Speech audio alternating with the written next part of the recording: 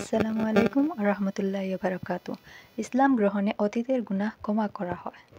ইবনু আব্বাস রাজিয়াল্লাহু তাআলা আনহু হতে বর্ণিত, একদা কিছু সংখ্যক মুশরিক লোক যারা মুশরিক অবস্থায় ব্যাপক হারে হত্যাযজ্ঞ চালিয়েছে এবং জেনা ব্যভিচারে লিপ্ত হয়েছে, তারা মুহাম্মদ সাল্লাল্লাহু আলাইহি ওয়াসাল্লাম এর নিকট এসে বলল, আপনি যা বলেন এবং যেদিকে আহ্বান করেন তা খুবই উত্তম, তবে আমাদেরকে বলুন অতীত জীবনে আমরা যে সমস্ত মন্দ কাজ করেছি তা মুছে যাবে কিনা, তাহলে আমরা ইসলাম ধর্ম গ্রহণ করব। তখন এ আয়াত অবতীর্ণ হলো, যে সমস্ত লোক আল্লাহ ছাড়া অন্য কাউকে ইলাহ মানে না। মহান আল্লাহ আরও বলেন, যারা সত্য প্রত্যাখ্যানকারী তাদেরকে যে বিষয়ে সতর্ক করা হয়েছে তারা অবজ্ঞা করে, তা অস্বীকার করে। ইচ্ছায় হোক অনিচ্ছায় হোক বয়ে হোক, যদি কোনো ব্যক্তি উল্লেখিত ইসলাম বিনষ্টকারী বিষয়ে কোনো একটি সম্পাদন করে তবে সে কাফির হয়ে যাবে।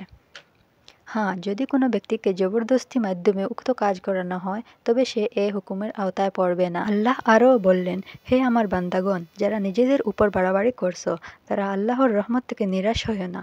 নিঃসন্দেহে আল্লাহ সমস্ত গুনাহ ক্ষমা করে দিবেন, তিনি তো ক্ষমাশীল। ইবনু শিমাশা আল মাহরি রাজিয়াল্লাহু তাআলা আনহু হতে বর্ণিত, তিনি বললেন, আমর ইবনুল আস রাজিয়াল্লাহু তাআলা আনহু যখন মৃত্যুশয্যায় ছিলেন, আমরা তার কাছে উপস্থিত হলাম।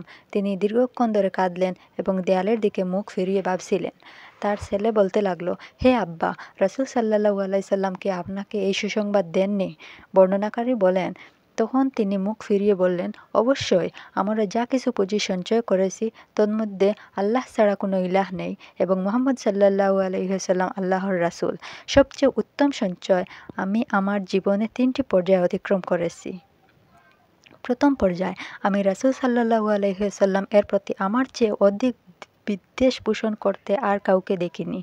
তখন আমার ইচ্ছা ছিল যে আমি সুযোগ পাই তাহলে তাকে হত্যা করে মনের জাল মেটাবো।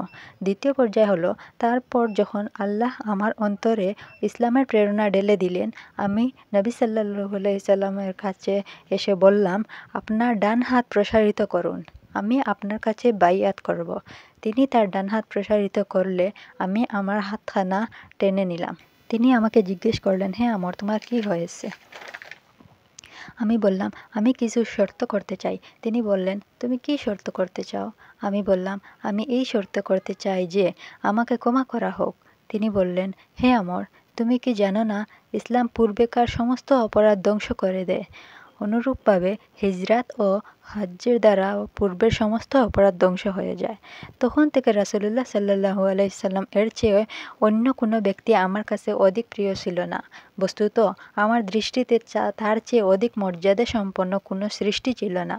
তার ব্যক্তিত্ব ও মর্যাদা এমনই এক প্রভাব ছিল যে আমি কখনো তার চেহারার দিকে স্থির থাকতে পারতাম না।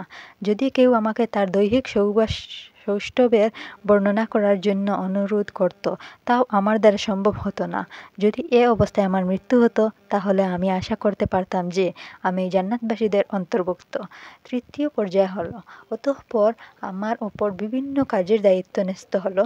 আমি অবগত নই যে এগুলোর মধ্যে আমার অবস্থা কেমন।